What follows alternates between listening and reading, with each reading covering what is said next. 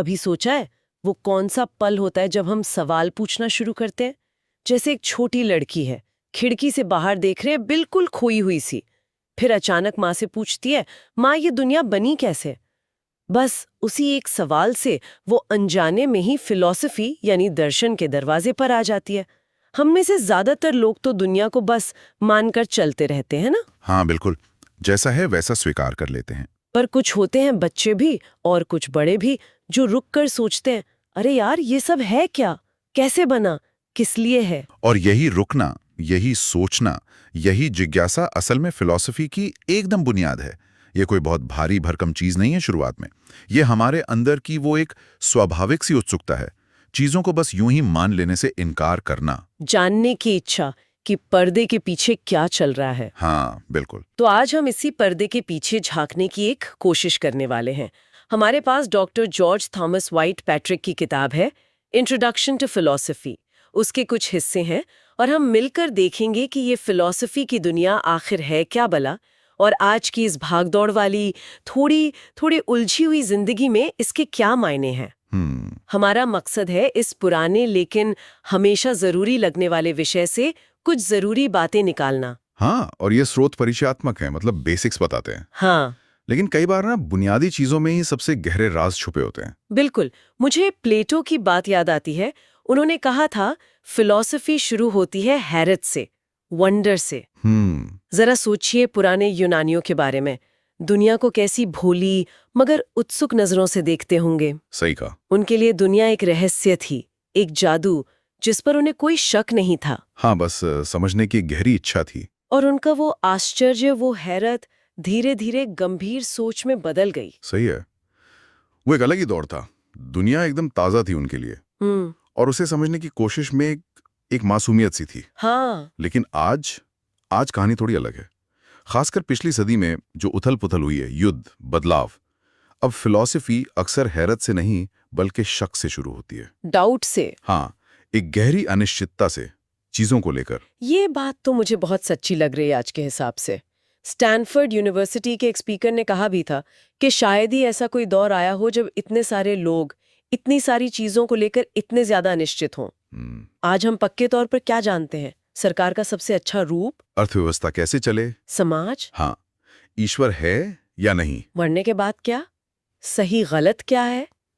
पहले लगता था इन सवालों के जवाब पता है, या कम से कम एक दिशा पता है। हाँ, कुछ मान्यताएं थी जिन पर समाज टिका था। जैसे भाई लोकतंत्र ही सबसे सही है। हाँ। या विज्ञान तरक्की लाएगा, सब ठीक हो जाएगा। हाँ, या फिर धर्म या परंपरा के पास सारे जवाब हैं। बिल्कुल।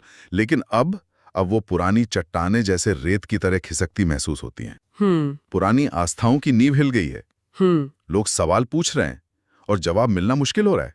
और हैरानी की बात यह है कि ये अनिश्चितता सिर्फ समाज या धर्म तक ही नहीं रुकी है। विज्ञान, जिसे हम अक्सर ठोस हकीकत मानते थे, हाँ, वहां भी जमीन हिल रही है। ये बहुत दिलचस्प पॉइंट है। बहुत ज्यादा। हाँ। आज के बड़े बड़े वैज्ञानिक, फिजिक्स में देखिए, कॉस्मोलॉजी में देखिए, वो भी अपनी खोजों के अंतिम नतीजों को लेकर पूरी तरह श्योर नहीं है। अच्छा। हाँ, उन्हें भी अपनी थ्योरीज को समझने और समझाने के लिए फिलॉसफी वाले सवालों से जूझना पड़ रहा है। आप एडिंगटन, आइंस्टाइन, व्हाइटहेड जैसे नाम देखिए, ये सब कहीं ना कहीं फिलॉसफी की तरफ मुड़ते दिखें। सारी अनिश्चितता, इस हिलती हुई जमीन के बीच फिलॉसफी असल में है क्या? अगर किसी को बिल्कुल आसान भाषा में समझाना हो तो क्या कहेंगे? देखिए, अगर बिल्कुल आसान शब्दों में कहूं तो फिलॉसफी है चीजों पर ठीक से सोचने की आदत या कला। ठीक से सोचना? हाँ, गहराई से, लगातार, लॉजिक के साथ। ये सिर्फ सोचना नहीं है, बल्कि कैसे सोचना है ये सीखना है। अच्छा। इसमें शब्दों को ध्यान से चुनना, उनके मतलब समझना, ये देखना कि किसी बात के पीछे और क्या-क्या छुपा हो सकता है। मतलब विचारों में स्पष्टता लाना, क्लैरिटी। हाँ बिल्कुल, क्लैरिटी लाने की कोशिश। रूटगर में एक लाइन है, दर्शन को चीजों पर पूरी तरह से सोचने की कला के रूप में परिभाषित किया जा सकता है। पूरी तरह से सोचना, ये सुनने में आसान लगता है, पर है शायद बहुत मुश्किल। मुश्किल तो है। मतलब सिर्फ अपनी राय बना लेना नहीं, बल्कि अपनी सोच की बुनियाद को ही परखना। हाँ, अलग अलग विचारों को तौलना, उन्हें एक बड़ी तस्वीर में फिट करने की कोशिश करना। बिल्कुल, जैसे किसी उलझे हुए धागे को आप सुलझा रहे हो। ये एक तरह की दिमागी कसरत है, मेंटल एक्सरसाइज। इसमें हम अपनी मान्यताओं पर सवाल उठाते हैं, ज्ञान को ऑर्गेनाइज करते हैं, आइडियाज को साफ करते हैं। तो इसका पहला काम समाज की रोजमर्रा की प्रॉब्लम सॉल्व करना नहीं है? नहीं, पहला काम वो नहीं है, वो बाद में आ सकता है। इसका पहला काम है उन प्रॉब्लम्स की जड़ में जो गहरे सवाल छुपे हैं उन तक पहुंचना। अच्छा। ये सवाल हमारे जीने के ढंग से जुड़े हैं, हमारे होने के मतलब से, इस दुनिया की हकीकत से जुड़े हैं। और जैसा आपने विज्ञान का जिक्र किया, फिजिक्स में जो बड़े बदलाव आए, रिलेटिविटी, क्वांटम थ्योरी, हाँ, निश्चितता का सिद्धांत, इन सब ने दुनिया को देखने का हमारा नजरिया ही बदल दिया। बिल्कुल बदल दिया। वो पुरानी मशीन जैसी दुनिया की सोच, वो अब काफी नहीं लगती। नहीं लगते। ऐसा लगता है जैसे 19वीं सदी के विज्ञान ने जो सिखाया था, हकीकत उससे कहीं ज्यादा अजीब है, पेचीदा है। हाँ, कॉम्प्लेक्स है। और ये सिर्फ फिजिक्स में नहीं हो रहा। बायोलॉजी, साइकोलॉजी, गणित में भी नई परतें खुल रही हैं। सही कहा। और इसी नई, ज्यादा कॉम्प्लेक्स दुनिया को समझने के लिए हमें गहराई से सोचने की जरूरत है। यही फिलॉसफी का रोल आता है। हाँ, यही फिलॉसफी का रोल आता है। देखिए, पुराने जमाने में हमें रास्ता दिखाने के लिए रीति रिवाज थे, परंपराएं थीं, धर्म था। आज हम बहुत हद तक विज्ञान पर निर्भर हो गए हैं, साइंस पर। हाँ, ये तो है। लेकिन विज्ञान सब कुछ नहीं बता सकता, उसकी अपनी सीमाएं हैं, लिमिटेशंस है। विज्ञान की सीमाएं, ये तो थोड़ा और समझाएंगे? हम तो अक्सर सोचते हैं कि विज्ञान के पास हर सवाल का जवाब है या देर सवेर मिल ही जाएगा। देखिए, विज्ञान हमें ये बता सकता है कि तारे कैसे बने, या हमारा शरीर कैसे काम करता है, ये वायरस कैसे फैलता है। हाँ, कैसे वाले सवाल, हाउ वाले। बिल्कुल, ये कैसे वाले सवालों का बेहतरीन जवाब देता है, इसमें कोई शक नहीं। लेकिन विज्ञान ये नहीं बता सकता कि क्यों ये सब है, जीवन का मकसद क्या है, पर्पस क्या सही है, क्या गलत, कौन सी चीजें ज्यादा अहमियत रखती हैं, वैल्यूज क्या हैं, प्यार, न्याय, खूबसूरती या कुछ और। ये क्यों और क्या होना चाहिए वाले सवाल हैं। हाँ, वाई और ऑट वाले सवाल, ये विज्ञान के दायरे से थोड़े बाहर पड़ते हैं। फिलॉसफी इन्हीं सवालों से जूझती है जो सिर्फ नापतोल की दुनिया से परे हैं। तो इसका मतलब ये हुआ कि आज के जमाने में जब चीजें इतनी तेजी से बदल रही हैं और पुराने सहारे कमजोर पड़ रहे हैं, फिलॉसफी की जरूरत शायद पहले से भी ज्यादा है। मुझे तो ऐसा ही लगता है। स्रोत में इस दौर को एक भंवर कहा गया है, वर्ल्ड पूल, संकट और बदलाव का समय, जहां पुरानी निश्चितताएं बह गई हैं। सही है। चेस्टर रोवेल ने लिखा था, अब हमें सोचना चाहिए। जी। ये लाइन तो जैसे आज के लिए ही लिखी गई हो। बिल्कुल। ये सुस्त बैठकर सब कुछ मान लेने का वक्त नहीं है। नहीं है। इतिहास में कुछ दौर ऐसे रहे हैं जब चीजें ज्यादा स्थिर थी, जैसे रोमन साम्राज्य का शांतिकाल, पैक्स रोमाना, या 19वीं सदी का यूरोप। तब शायद रोजमर्रा की जिंदगी में इतने बुनियादी सवाल नहीं उठते होंगे। शायद नहीं, या कम उठते होंगे। लेकिन पहला विश्व युद्ध 1 अगस्त 1914, वो एक भयानक झटका था। हाँ। उसने दुनिया को जैसे नींद से जगा दिया, पुरानी सोच को तहस नहस कर दिया। और उसके बाद से दुनिया लगातार उथल पुथल में ही है। बिल्कुल। तो सोचना अब कोई शौकिया काम नहीं रहा, लग्जरी नहीं है, ये जरूरत बन गया है। ये अनिवार्य हो गया है, नेसेसिटी है। और फिलॉसफी का काम सिर्फ अकेले बैठकर गहरे विचार करना ही नहीं है। अच्छा। ये हमारे आपसी रिश्तों को, समाज की समस्याओं को समझने में भी मदद करती है। जब मुश्किलें इतनी पेचीदा हो जाती हैं कि विज्ञान के तरीके काफी नहीं पड़ते, तब फिलॉसफी आगे आती है। ये हमें जीवन के अर्थ और मूल्यों को समझने में मदद करती है, जो हमेशा से इसका मुख्य काम रहा है। जैसे मैथ्यू आर्नोल्ड ने यूनानी नाटककार सोफोकल्स के बारे में कहा था, उसने जीवन को स्थिर दृष्टि से देखा और उसे समग्र रूप में देखा, seeing life steadily and seeing it whole. ये समग्र रूप से देखना, ये बड़ा दिलचस्प विचार है। फिलॉसफी को जीवन को इसी तरह एक बड़ी तस्वीर में देखने की कोशिश भी कहा गया है, जैसे कोई बहुत ऊंची पहाड़ी से पूरे लैंडस्केप को देख रहा हो। हाँ। स्रोत में कहा गया, सभी समय और अस्तित्व का दर्शक, Spectator of all time and existence. क्या इसी को विश्व दृष्टि बनाना कहते हैं, वर्ल्ड व्यू? हाँ, वर्ल्ड व्यू का मतलब यही है, दुनिया को टुकड़ों टुकड़ों में नहीं, बल्कि एक पूरे नजारे की तरह समझना। इसमें हम विज्ञान, इतिहास, कला, अपने अनुभव, सबसे मिले ज्ञान को जोड़कर एक कोहेरेंट तस्वीर बनाने की कोशिश करते हैं। पुराने यूनानी कॉस्मोस यानी ब्रह्मांड पर बहुत ध्यान देते थे, वो कैसे बना, उसका मकसद क्या है, वगैरह। जबकि आज हम शायद ज्यादा अपने आप में उलझे रहते हैं ना। हाँ, ये बात तो है। हमारी चिंताएं ज्यादा निजी लगती हैं, ज्यादा तात्कालिक। पूरी दुनिया या ब्रह्मांड के बारे में सोचने की फुर्सत किसे है, या जरूरत? ये सच है। आज का फोकस ज्यादा व्यक्तिवादी हो गया है, इंडिविजुअलिस्टिक। लेकिन यहीं फिलॉसफी की एक और भूमिका आती है।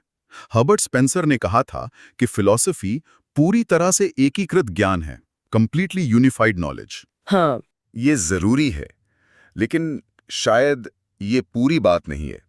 फिलॉसफी को सिर्फ वैज्ञानिक तथ्यों को ही नहीं जोड़ना है, उसे हमारी अंदरूनी दुनिया, हमारी नैतिक उलझनें, हमारी आध्यात्मिक जरूरतें, हमारी उम्मीदें, इनको भी उस बड़ी तस्वीर में जगह देनी होती है। अच्छा, मतलब साइंस और वैल्यूज दोनों को साथ लाना। हाँ, एक तरह से। और ये हमें उन बुनियादी सवालों की तरफ वापस ले जाती है जिनसे हम भाग नहीं सकते। कौन से बुनियादी सवाल? जैसे कि जैसे, क्या ये दुनिया असल में ठोस है या सिर्फ हमारे विचारों का खेल?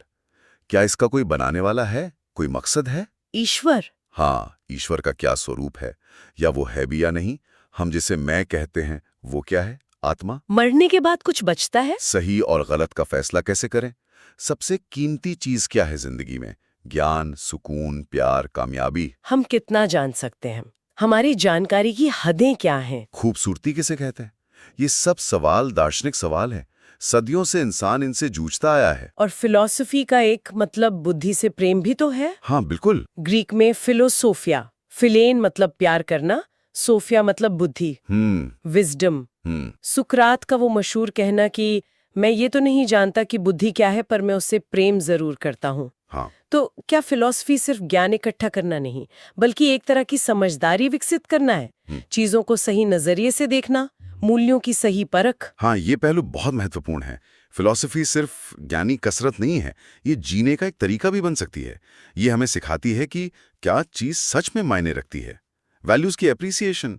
वैसे तो फिलॉसफी की कई शाखाएं हैं जो इन अलग अलग सवालों पर गहराई से सोचती हैं। हाँ, आपने नाम लिए थे कुछ। हाँ, जैसे वास्तविकता की प्रकृति के लिए तत्वमीमांसा, मेटाफिजिक्स, ज्ञान की सीमाओं के लिए ज्ञान मीमांसा, एपिस्टेमोलॉजी, सही गलत के विवेक के लिए नीति शास्त्र, एथिक्स, तर्कशास्त्र, लॉजिक, सौंदर्य शास्त्र, एस्थेटिक्स। हाँ, पर इन सब का मकसद कहीं ना कहीं उसी गहरी समझ और बुद्धि तक पहुंचना है। इन शाखाओं के नाम सुनने में थोड़े भारी लगते हैं। क्या रोजमर्रा की जिंदगी में इनका कोई मतलब है? जैसे आपने एथिक्स कहा, नीति शास्त्र। बिल्कुल मतलब है। एथिक्स को ही लें। आज जब हम रोज नई नैतिक दुविधाओं का सामना करते हैं, टेक्नोलॉजी से जुड़े सवाल, सोशल जस्टिस के मुद्दे, पर्सनल रिश्तों की उलझनें, हाँ, रोज ही कुछ ना कुछ होता है। तब एथिक्स हमें सोचने का एक फ्रेमवर्क देती है, एक ढांचा।